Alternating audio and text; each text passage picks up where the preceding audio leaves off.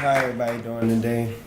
I just want to thank everybody that came, everybody that read the poetry, and everybody that played a part into the solidification of bringing these different minds and these different topics together. I want to give a special shout out to Miss Ann Bracken, who made sure that I was constantly reminded of everything that was going on and made sure that I made it out here, because it means a lot for me to be able to reach a stage where I was just in an institution in Patuxent 6 months ago, and I still am in an institution in Patuxent. So as we discuss prison, as we discuss the whole theme of being free, it's really a matter of really understanding how we view in society, because we're dealing with a Trump thing. Something that a lot of us probably thought it was in a joke in the beginning, but it's no in particular person or in particular situation that's going to free us or imprison us. I really look at it as a matter when we work together, use our creativity, use love at the surface of the overall goal of what we desire to be in this society. I believe that it's these platforms that give young men like me to tell my story, to take it back, and to, the same thing for you guys, to take it back. And at the end of the day, the next time we rub shoulders, the next time we work together, we know that we have become free, not because of somebody telling us that we are free, but because of the connection that we are able to gain in any space. Especially for some of the people over there that truly understand how far I've come and how hard it was to, be able to earn the right to stand in front of you guys. Mm-hmm. So I'm going to read a poem called Me and My Younger Self. And this poem transcends a conversation between me as a youth and me into now. So the character is a 16-year-old. He begins each morning filled with a blunt of marijuana. His appetite doesn't even begin until he has inhaled a sufficient amount of marijuana vapors. He lives with his single mom and his 3 siblings. He's the youngest and vaguely remembers his mother's struggle with cocaine addiction. Tobacco and Pepsi had become her substitute choices, but he graduates through his stage of boyhood observing her attempt to manage her free $14,000 annual income. Values aren't the foundation nor the guiding light within his life. He simply seeks to survive because each day he grows further and further from wanting to live. Bloodstained concrete gets finally qualified him as one of those real niggas. Tall bars and stainless steel only seal the deal. His first night in the cell? Unreal. His memories force him to recollect the conversations that his ears heard but his mind rejected. Time hasn't allowed him to move forward.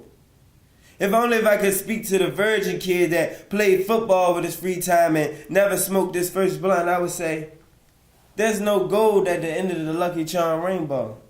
Your potential has been neglected. Even stones have purpose. Birds that attempt to leave the nest prematurely either die or live with broken wings. Future regrets aren't guaranteed to heal when the deed is done. Your rational decisions can lead you to living a life never knowing what it's like to fly.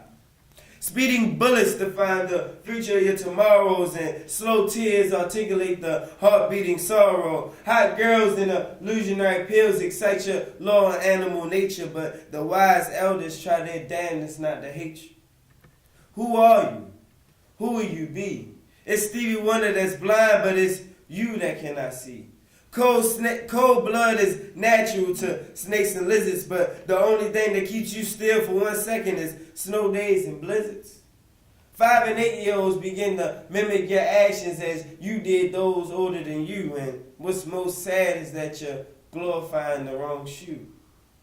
A shoe carries more than a dirty soul. It carries a people's soul. And the older the shoe, the more sacred it becomes. And those who fail to tie the strings tightly fall on that journey.